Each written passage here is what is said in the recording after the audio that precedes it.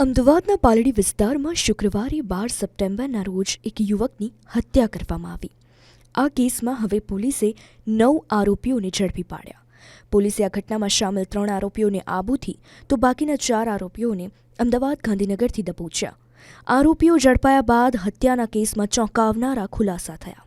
Police તપાસમાં સામે આવ્યું છે કે અમદાવાદમાં રહેતા અજય ઠાકોરના ભાઈ મહેશ ઠાકોરની હત્યા વર્ષ 2016માં કરવામાં આવી હતી, જેમાં મૃતક નૈશલ ઠાકોરની પણ સંડોવણી હતી, જેને કારણે આ કેસને લઈને અજયે મૃતક નૈશલ ઠાકોરનું કાસળ કાઢવા બાધા રાખી હતી.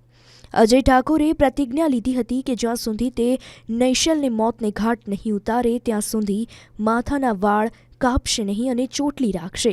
જે તમે આરોપીને જોઈને જ ખ્યાલ આવી શકે છે કે આટલા વાળ કેમ વધાર્યા. આખરે નૈશલને મોતને ઘાટ ઉતારવા માટે અજય અને તેના સાથીદારો 4-5 દિવસ પહેલાથી જ પ્લાન બનાવી રહ્યા હતા અને 12 સપ્ટેમ્બરની વહેલી સવારે 4 વાગ્યાની આસપાસ ઘટના સ્થળની નજીક એકત્ર થયા અને પાલડી પોલીસ સ્ટેશનથી માત્ર 117 જેટલા પગલાં જ દૂર તેની જાહેરમાં હત્યા કરી નાખવામાં આવી અને તમામ આરોપીઓ નાસી છૂટ્યા. હાલ આ આરોપીઓને ઝડપી પાડી પોલીસે આગળની કાર્યવાહી હાથ ધરી છે.